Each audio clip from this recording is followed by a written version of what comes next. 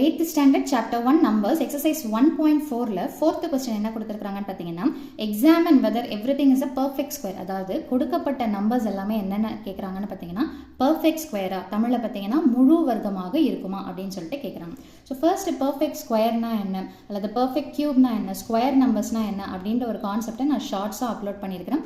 அந்த ஷார்ட்ஸோட link description பாக்ஸ்ல கொடுக்கிறேன். கண்டிப்பா பாருங்க யூஸ்ஃபுல்லா இருக்கும். So first நம்பர் என்ன கொடுத்திருக்காங்கன்னு பாத்தீங்கன்னா 725. நீங்க கிளாसेसல பார்த்திருப்பீங்க 725 நம்ம எப்படி போடலாம்னு பாத்தீங்கன்னா இந்த LCM மெத்தட் prime factorization மெத்தட்ல பிரிக்கலாம். சோ இப்போ இங்க போடக்கூடிய நம்பர்ஸ் எல்லாமே என்னவா தான் இருக்கணும்னு பாத்தீங்கன்னா prime numbers அதாவது பகாயன்.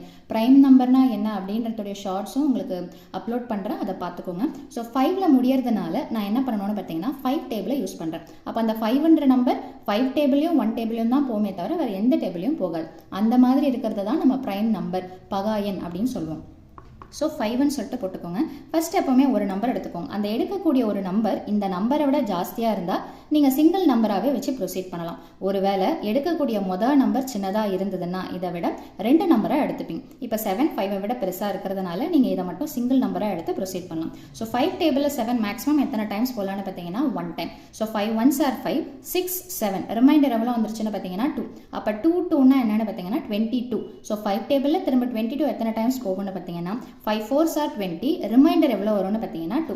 Again 2 5னா 25 5 5s are 25. ஒருவேளை நான் சொல்றது புரியல அப்படின்னா நீங்க நார்மல் டிவிஷன் எடுத்து போடுங்க. ஸோ அதுவே உங்களுக்கு ஆன்சர் கிளியராக வரும். ஸோ இப்போ இதில் பார்த்தீங்கன்னா திரும்ப 5ல முடியறதுனால அகைன் நான் 5 டேபிளை யூஸ் பண்ணுறேன். ஸோ இப்போ ஒரு நம்பர் எடுக்கிறீங்கன்னா இதை விட சின்னது இல்லைங்களா? ஸோ அப்போ ஒரு நம்பராக எடுக்கக்கூடாது, 2 நம்பராக எடுக்கணும். ஸோ மேக்ஸிமம் எத்தனை டைம்ஸ் போகும்? 5 2s are 10 ரிமைண்டர் பார்த்தீங்கன்னா 14ல 10 போச்சுன்னா 4ன்னு சொல்லிட்டு வரும். அப்போ 4 5னா என்ன வந்துடும்னா 45. So 5 9s are 45. இந்த 29ன்றது பார்த்தீங்கன்னா பிரைம் நம்பர் அதாவது பகாயன். எந்த டேபிளையுமே போகாது, வெறும் 29 டேபிளில் மட்டும்தான் போகும். So 29 1s are 29. அப்போ இந்த 725 நம்ம என்னன்னு எடுத்து எழுதலாம். 5 எத்தனை டைம்ஸ் வருதுன்னு பார்த்தீங்கன்னா 1 டைம் 2 டைம். எந்த நம்பரோ அந்த நம்பரை கீழே போடணும். அது எத்தனை டைம்ஸ் வருதோ அதை மேலே எடுத்து போடணும்.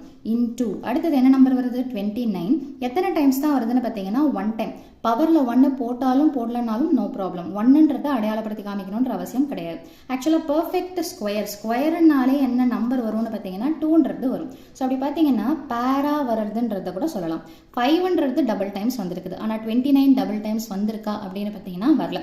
அப்போ நீங்கள் என்ன வார்த்தை எடுத்து எழுதணும் அப்படின்னு பார்த்தீங்கன்னா therefore 29 number 29 does not have, அதாவது 29க்கு பேர் கிடையாது அப்படின்னு சொல்லிட்டு எடுத்து எழுதணும். does not have pair அப்படின்னா என்ன அர்த்தம்? therefore 725 is not a perfect square அப்படின்னு சொல்லிட்டு எழுதி முடிக்கணும். தமிழ் மீடியம் பார்த்தீங்கன்னா 29க்கு என்ன கிடையாதுன்னு பார்த்தீங்கன்னா ஜோடி கிடையாது, ஜோடி எண் கிடையாது. அப்படின்னா 725ன்றது பார்த்தீங்கன்னா ஒரு முழு வர்க்கம் அல்ல அப்படின்னு சொல்லிட்டு எழுதி முடிக்கணும். இதில் செகண்ட் சப்டிவிஷன் பார்த்தீங்கன்னா 190ன்றது பர்ஃபெக்ட் ஸ்கொயரா அப்படின்னு சொல்லிட்டு கேட்குறாங்க, ரைட்டுங்களா? ஸோ அப்போ 0ல முடிஞ்சதுன்னா அது நான் இப்போ ஃபார் எக்ஸாம்பிள் 0ல முடியுது.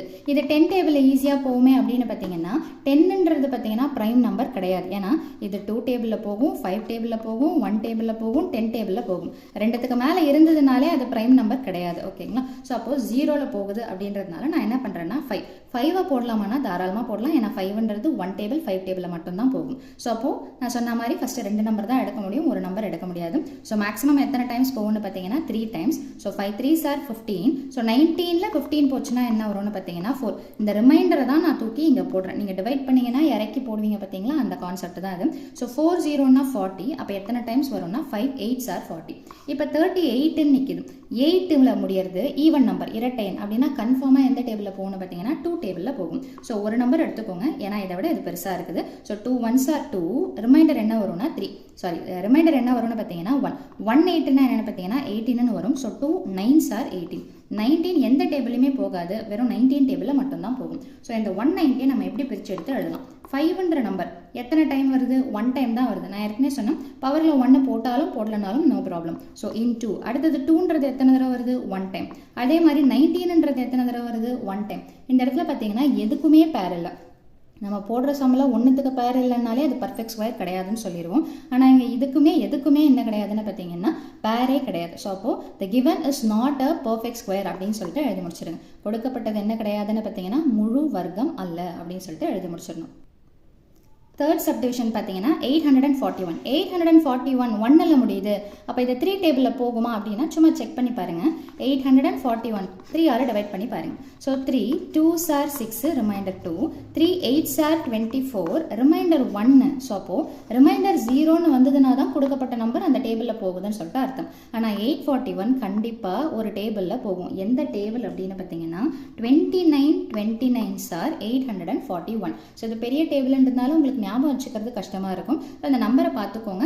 99s are 81ல் முடியுதுங்களா? ஸோ அந்த கான்செப்ட் படி பார்த்தீங்கன்னா இந்த மல்டிப்ளை பண்ணி பார்க்கும்போது கரெக்டாக 841 வரும். ஸோ இப்போ 29 திரும்ப என்னென்னு பார்த்தீங்கன்னா 1s are 29. நிறைய பேர் இந்த ஸ்டெப்பை போடாமல் அப்படியே இதோட விட்டுருவாங்க. ஸோ நான் என்ன சொல்கிறேன்னா 1 வர வரைக்கும் போடும்போது சிலத்தில் கீழே இருக்கிறத எடுத்துக்கோங்க, சிலத்தில் சைடில் இருக்கிறத எடுத்துக்கோங்க. அந்த கன்ஃபியூஷனே வேண்டாம்.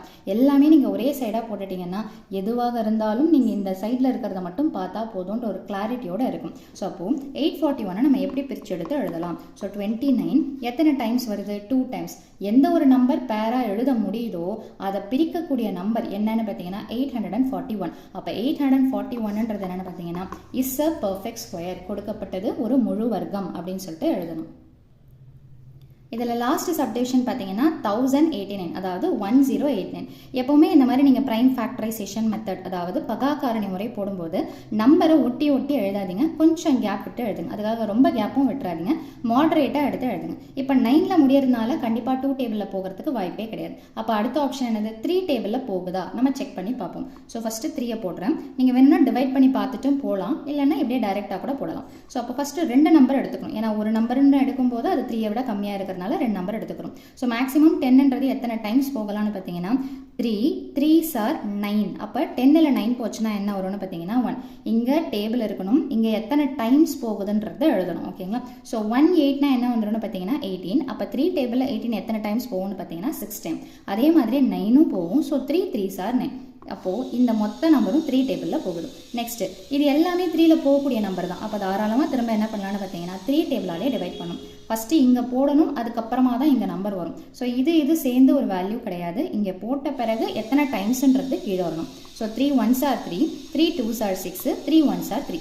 121 எந்த டேபிளில் போகும் அப்படின்னு பார்த்தீங்கன்னா 11 11s are 121. இப்போ 11 திரும்ப எத்தனை டைம்ஸ் எழுதலான்னு பார்த்தீங்கன்னா 11 1s are 11 அப்படின்னு சொல்லிட்டு எடுத்து எழுதலாம். இப்போது நம்ம 1089 எப்படி பிரிக்கலாம்?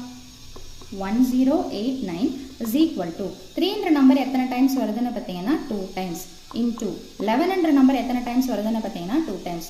ஸோ கொடுக்கப்பட்ட நம்பரை நம்மளால் 2 பேர், அதாவது பேராக எடுத்து எழுத முடியும் அப்படின்னா so the given is a perfect square. கொடுக்கப்பட்டது ஒரு முழு வர்க்கம் அப்படின்னு சொல்லிட்டு எழுதி முடிக்கலாம். ஸோ இந்த வீடியோ பயனுள்ளதாக இருந்ததுன்னா, நான் நடத்துறது உங்களுக்கு புரிஞ்சுதுன்னா வீடியோவை லைக் பண்ணுங்கள், ஷேர் பண்ணுங்கள், சப்ஸ்கிரைப் பண்ணுங்கள். தேங்க்யூ.